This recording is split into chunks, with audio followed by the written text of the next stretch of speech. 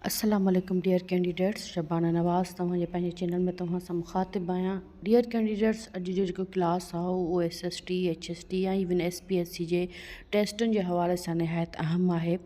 मशहूरु किताब मुसनिफ़ ऐं पब्लिशर्स तव्हां सां हिन किताब में शेयर कंदासीं, पर पाण हीअ जेका सीरीज़ शुरू कई आहे इन हवाले सां ॿुधाईंदी हलां त हीअ तमामु निहायत अहम आहे ऐं शबाना नवाज़ ऑफिशियल सां तव्हां जुड़ियल रहंदा।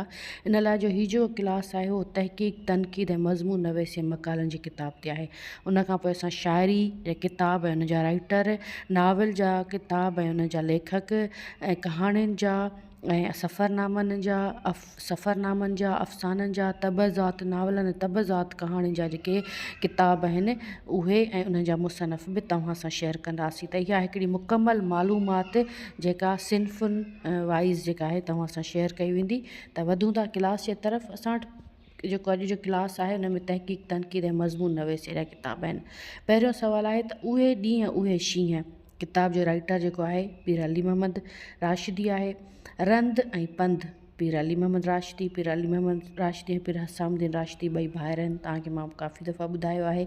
सिंधूअ जी सान्याह साईं GM साहिब जो किताबु आहे ऐं वन्युंट जी कहाणी ऐं दयारे दिलि दास्ताने मोहब्बत। इहे टई किताब साईं GM सैयद यानी ग़ुलाम मुर्तज़ा सैयद साहब जा लिखियल आहिनि।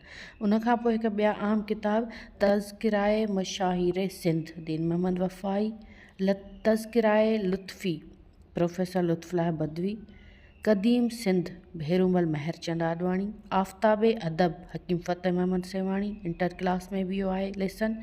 उनखां पोइ बाग़ ऐं बाग़बानी मिर्ज़ा कलीच बेग, सिंधी ॿोलीअ जो अभ्यास डॉक्टर ग़ुलाम अली अलाना, सिंधी ॿोलीअ जी लिसानी जाग्राफ़ी ऐं सिंधी ॿोलीअ जी इर्तिक़ा ऐं सिंधी सूरतख़्ती। इहे 4 किताब तहक़ीक़ ऐं तनक़ीद ऐं मज़मून नवेसियत आहिनि डॉक्टर ग़ुलाम अली अलाना साहब जा। उनखां पोइ आहे माणक मोती लाल, ठीकु आहे, इहे मज़मून जा किताब आहिनि। उनखां मज़मून आहे। उनखां पोइ आहे सिंधी शेर जी कसोटी कमला किसवाणी, इंशा सिंधी शमसुल उर्मा मिर्ज़ा कलीच बेग जो, जदीद सिंधी अदब अनवर पीरज़ादो, तरक़ी पसंद अदब जा मयार ख़ाकी जोयो, फ़िक्र जी आज़ादी मोहम्मद इब्राहिम जोयो। उनखां पोइ आहे सिंध जी अदबी तारीख़ ख़ान बहादुर मेमण सिद्दीक़ मेमण, ख़ान बहादुर सिद्दीक़ मेमण। उनखां पोइ आहे किताब असां वटि नेक्स्ट जेको त अदब अंदर में वेठल जिन ऐं भूत, इहो तर्जुमो थियल आहे ऐं इनाम याफ़्ता किताब आहे अब्दुल क़ादिर जूणे जो। उनखां पोइ आहे सिंध टॉक्स, इहो बि इनाम याफ़्ता आहे डॉक्टर महमूद मुग़ल जो। अदब ऐं तनक़ीद शेख इब्राहिम ख़लील, अदबी उसूल ग़ुलाम मोहम्मद शहवाणी, तमामु ज़बरदस्त किताब आहे।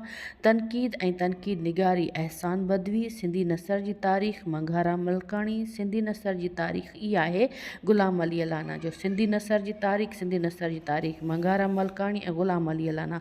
जीअं सिंधी नसर जी जेका तारीख़ आहे उहा अब्दुल जब्बार जूने जो बि आहे ऐं जेको आहे अकबर लिगारी जी बि आहे, सिंधी अदब जी मुख़्तसर तारीख़। ठीकु आहे। ईअं ई सिंधी ॿोली ऐं अदब जी तारीख़ डॉक्टर नबी बख्श बलोच, तनक़ीदूं डॉक्टर अलहदाद बोयो, हाणे जेके SPSC जूं टेस्टूं थी गुज़रियूं उन में बि किताब आयो, तनक़ीदूं कंहिंजो लिखियल आहे अलहदाद बोयो जो आहे। अदब ऐं रिवायतूं काज़ी ख़ादिम, सिंधी अदब जा फ़िक्री मुहरक ऐं पस मंज़र मेमून अब्दुल गफ़ूर, सिंधी अदब जो तारीख़ी जाइज़ो डॉक्टर मेमून अब्दुल मजीद सिंधी, शाह लतीफ़ जी शाइरी डॉक्टर तनवीर अब्बासी, सिंध में आज़ाद नज़म जी ओसर शमशीरुल हैदरी, अदबी तनक़ीद फ़न ऐं तारीख़ डॉक्टर फ़हमीदा हुसैन।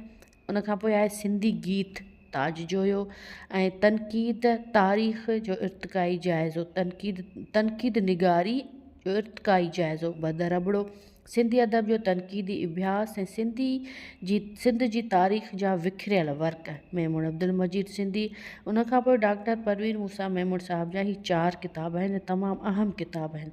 सिंधी नसर जे सुन्फ़ुनि जो अभ्यास, उथी राओ रेल, सिंधी अदब जो अदबी जाइज़ो ऐं सिंधी अदब तहक़ीक़ी ऐं तनक़ीदी मुतालियो, सिंधी अदब जो तहक़ीक़ी ऐं तनक़ीदी मुतालियो डॉक्टर परवीन मूसा जो किताबु आहे। उनखां पोइ 5 नंबर किताब सिंधी नसर जे तरक़ीअ में औरतुनि जो हिसो डॉक्टर परवीन मूसा। अच्छा, PhD जो मक़ालो आहे त शाह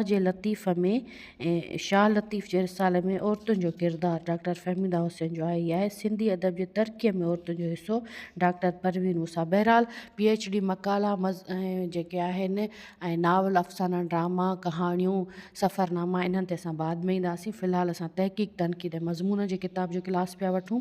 उनखां पोइ नेक्स्ट आहे त पले पायो सिज डॉक्टर परवीन मूसा जो आहे। अदब जो फ़िक्री पस मंज़र डॉक्टर अलहदाद बोयो जो आहे।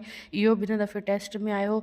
गुलज़ारे नसर जे क़िस्मनि ऐं मौज़ूअनि बाबति मज़मून जो किताबु आहे काकू भेरूमल, ठीकु आहे, मेहरचंद आडवाणी। जोहरे नसर ऐं बहारे नसर, इहे ॿ किताब काकू भेरूमल जा आहिनि।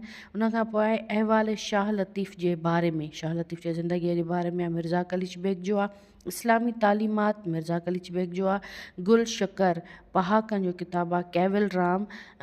कैविल राम सलामत राय। सिंधूअ जी सान्या ज़बरदस्त मज़मूननि जो किताबु आहे। साईं GM सैद जो मशहूरु किताबु आहे सिंधूअ जी सान्या ऐं प्रिविस SPSC लेक्चरशिप जे काफ़ी टेस्टनि में बची चुको आहे। उनखां पोइ आहे सिंध रगवेद खां शेख अयास ताईं तहक़ीक़ ऐं तनक़ीद जो आहे राम अमर लाल ऐं कैटोमल। उनखां पोइ आहे इल्मु बदी ऐं इल्मु उरूज़, इहो सैद फ़ाज़िल शाह जो आहे। ऐं मीज़ानुल शेर तनक़ीद जो किताबु सैद फ़ाज़िल शाह जो हाणे जेके मौजूदु आहे रिसेंटली टेस्टूं थियूं गुज़रियूं SPSC HST HST जूं, उन में बि इहो आयो हुयो। उनखां पोइ आहे मिनहाजुल लतीफ़ ग़ुलाम अहमद ख़ानज़ई जो किताबु आहे। पैगाम लतीफ़ ग़ुलाम अहमद ख़ानज़ई जो किताबु आहे। पैगाम लतीफ़ साईं GM सैद जो किताबु आहे। मुक़दमा लतीफ़ी जेको आहे डॉक्टर गर्बशानी जो किताबु आहे। शाहाणो शाह लालचंद अमर ॾिनो जो। लतीफ़ी सैर भेरूमल मेहरचंद आडवाणी जो। लताइफ़ लतीफ़ी मीर अब्दुल हुसैन सांगी जो किताबु आहे ऐं इहो बि हिन दफ़े जेका टेस्ट थी उन में आयो हो। लताइफ़ लतीफ़ी मीर अब्दुल हुसैन सांगी जो किताबु आहे जेको शाह लतीफ़ ते उन्हनि लिखियो आहे। ऐं शाह जो रिसालो हिकु इब्यास डॉक्टर मुरलीधरन जेटली जो किताबु आहे। भेट जो घोटु HT सूरली जो किताबु आहे, उनजो जेको तर्जुमो अता मोहम्मद भुमरो कयो।